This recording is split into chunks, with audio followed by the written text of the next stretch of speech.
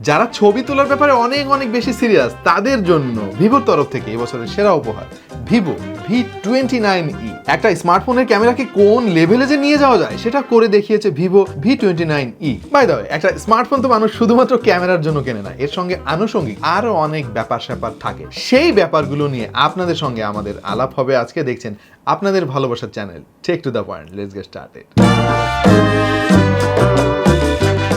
Alright, Vivo যেহেতু এই ফোনটাতে অনেক নতুন নতুন অপশন যোগ করেছে ক্যামেরার জন্য, সুতরাং কেমন হলো ব্যাপারটা চলেন একটু দেখে আসি। 64 মেগাপিক্সেলের মেইন সেন্সর তারা এখানে ব্যবহার করেছে এবং 8 মেগাপিক্সেলের একটা আলট্রা ওয়াইড, একেবারে দরকারি দুইটা সেন্সরই তারা দিয়েছে। সেই সঙ্গে সেলফি ক্যামেরা হিসেবে রয়েছে 50 মেগাপিক্সেলের একটা সেন্সর। মোস্ট ইম্পর্টেন্টলি তারা যুক্ত করেছে অরা লাইট, যেটা আবার আপনি কাস্টমাইজও করতে পারবেন। আমি শুরুতে ভেবেছিলাম এটা হয়তো গিমিক হবে, খুব একটা কাজের না, বাট কাজ করতে গিয়ে যেটা খেয়াল করেছি জিনিসটা আসলেও অনেক কাজে আসে। আমরা লো লাইটে বেশ কিছু ছবি তুলে যেটা বুঝলাম, অরা লাইটে তোলা ছবিগুলো কিন্তু বেটার লাগে। নর্মালি ফোন দিয়ে যখন রাতে ছবি তুলতে হয় আমরা কিন্তু একটু টেনশনে থাকি যে কি হয় কি না হয়, কারণ নর্মাল ফ্ল্যাশ লাইটে কিন্তু ছবিগুলো একটু হার্শ হয়ে যায়, তাছাড়া ব্যাকগ্রাউন্ডটাও একটু কেমন জানি অড লাগে। বাট অরা লাইট অ্যাক্টিভ করার পরে দেখছি খুবই চমৎকার ছবি এসেছে। স্ক্রিনে দারুণ একটা টোন আপনি খেয়াল করবেন, যেটা দেখতে খুবই ন্যাচারাল লাগে। ওভারঅল ভিভো যে এই অরা লাইট নিয়ে এত মার্কেটিং করছে সেটা কিন্তু কিছুটা হলে আমরা দেখতে পেয়েছি এই ফোনে। পাশাপাশি যারা সোশ্যাল মিডিয়াতে অনেক অনেক ছবি পোস্ট করেন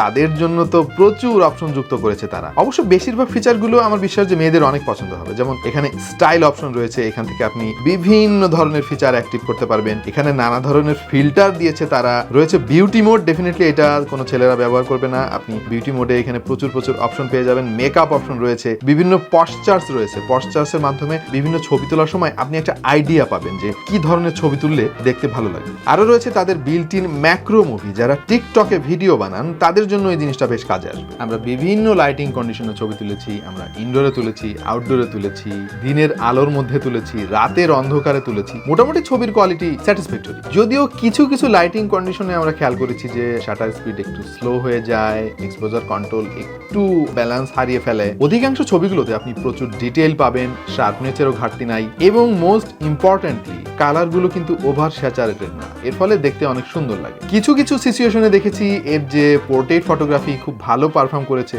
আবার ইনডোর কন্ডিশনে বিশেষ করে যদি একটু কমপ্লেক্স ব্যাকগ্রাউন্ড থাকে তখন আবার একটু এলোমেলো করে ফেলেছে। এই ছবিটা দেখে খেয়াল করে দেখেন, ব্যাকগ্রাউন্ড ব্লার করতে গিয়ে দেখেন আমার মুখের চারিপাশে কিন্তু ঠিক মতো কাজ করতে পারে।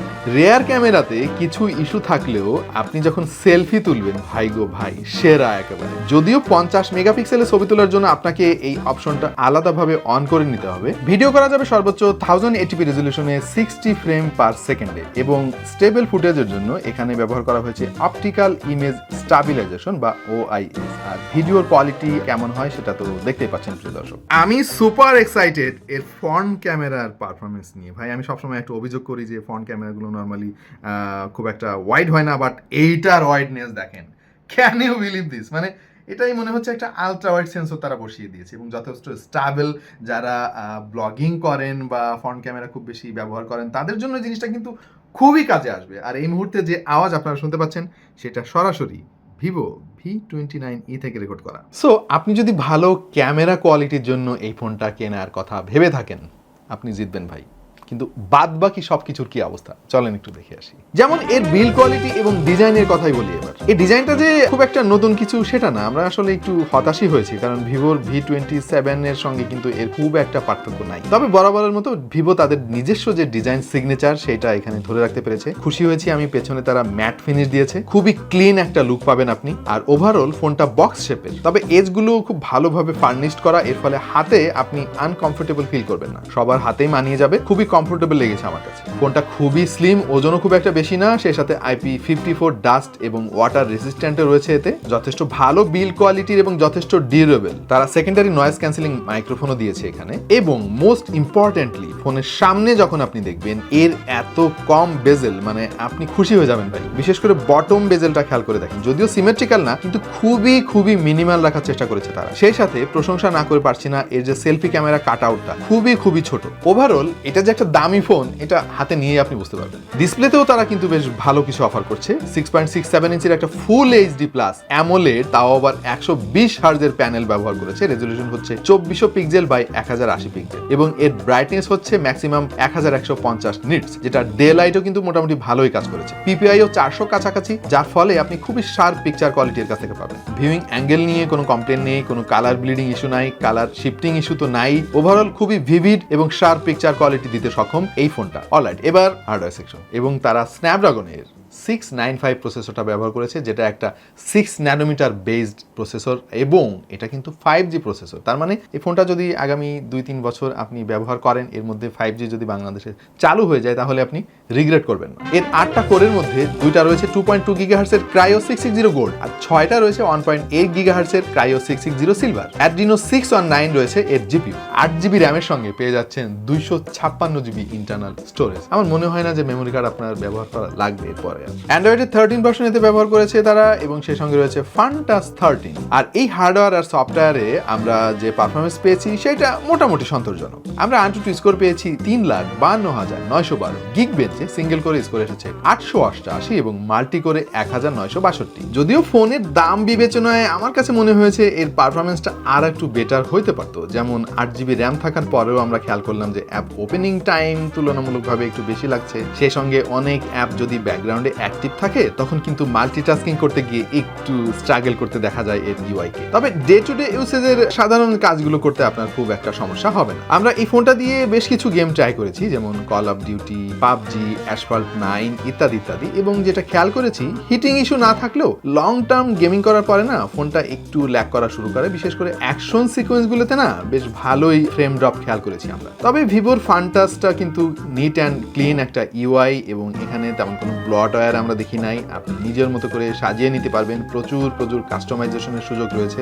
ওভারঅল মোটামুটি স্যাটিসফ্যাক্টরি মনে হয়েছে আমাদের কাছে। তবে আমরা একটু ফ্রাস্ট্রেটেড হয়েছি এর র্যাম ম্যানেজমেন্টে। আমার কাছে বারবার মনে হচ্ছে যে এর হার্ডওয়্যারের সঙ্গে সফটওয়্যারটা না খুব ভালো যোগাযোগ করতে পারছে না। এখানে কিছুটা কাজ করার দরকার বলে আমার কাছে মনে হয়েছে। আর এই ফোনটাতে পাওয়ার অফ করার জন্য ব্যবহার করা হয়েছে 4800 mAh এর ব্যাটারি এবং বক্সের মধ্যে রয়েছে 44 ওয়াটের একটি ফাস্ট চার্জার, যেটা দিয়ে খুবই দ্রুত আপনার ফোনটাকে চার্জ করতে পারবেন। এবং ব্যাটারি ব্যাকআপের কথা যদি বলি তাহলে আমরা কয়েক সপ্তাহ চালিয়ে যেটা বুঝলাম, একদিন মোটামুটি টেনে যাবে আর কি, বাট 2 দিনে আপনি নিতে পারবেন না যদি হেভি ইউজ করেন। নর্মাল ইউজার যারা আছেন, যে কথা বলা আর সোশ্যাল মিডিয়া ব্রাউজ করা ছাড়া তেমন কোনো কাজ নেই, তারা হয়তো 1.5 দিন চলতে পারবেন। এর যে ইন ডিসপ্লে ফিঙ্গারপ্রিন্ট, সেইটা পজিশন ঠিকঠাকই লেগেছে আমাদের কাছে, কিন্তু এইটা কেন জানি মনে হলো যে অন্যান্য ভিভো ফোনের চাইতে একটু স্লো। অলরাইট, এইবার আমাদের চোখে ধরা পড়েছে কিছু জিনিস যেটা আমার কাছে মনে হয়েছে যে এই বাজেটে আসলে মানাচ্ছে না খুব একটা। আচ্ছা, দামই তো মনে হয় বলি নাই এখনো। এই ফোনের একটাই ভেরিয়েন্ট বাংলাদেশে পাওয়া যাবে 8GB র্যামের সঙ্গে 256GB ইন্টারনাল স্টোরেজ, আর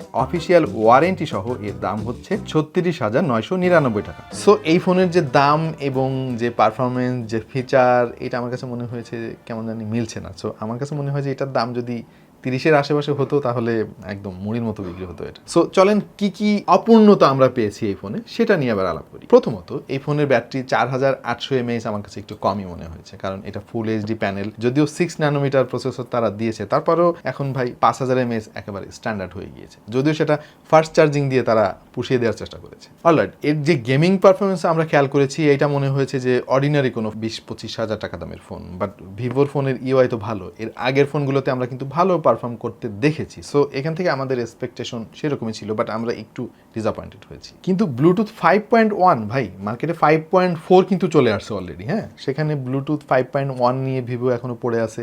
এখানে মনে হয় একটু কাজ করা দরকার। সেই সঙ্গে আরেকটা জিনিস মোস্ট ইম্পর্ট্যান্ট, সেটা হচ্ছে এত দামি একটা ফোন ভাই, কোনো স্টেরিও স্পিকার নাই, এটা কোনো কথা? ধরেন গেমিং এক্সপিরিয়েন্স, মাল্টিমিডিয়া এক্সপিরিয়েন্স করার জন্য এখন অনেক কম দামি ফোনে কিন্তু স্টেরিও স্পিকারটা দিচ্ছে, বাট তারা আমার মনে হয় ভুলে গেছে আর কি। মানে ক্যামেরাতে তারা অনেক ফোকাস করছে, দ্যাটস ফাইন। অনেক ক্রেতা রয়েছে যারা চায় যে ক্যামেরাটা অনেক ভালো হোক, বাট ভাই এটা তো একটা ফোনও, তাই না?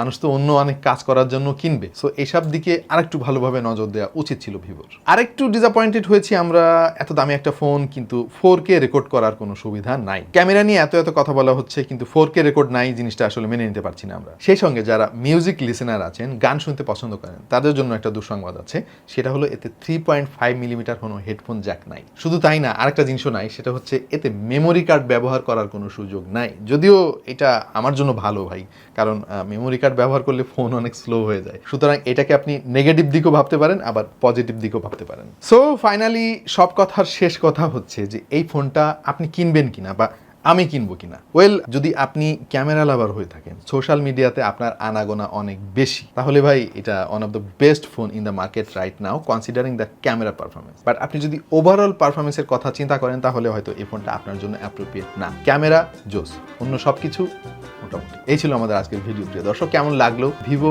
V29e এবং কেমন লাগলো আমাদের ভিডিও জানাতে পারেন কমেন্ট সেকশনে। দেখা হয়ে যেতে পারে অন্য কোনো ভিডিওতে ভিন্ন কোনো বিষয় নিয়ে। সেই পর্যন্ত সবাই ভালো থাকুন, সুস্থ থাকুন এবং দেখতে থাকুন টেক টু দ্য পয়েন্ট।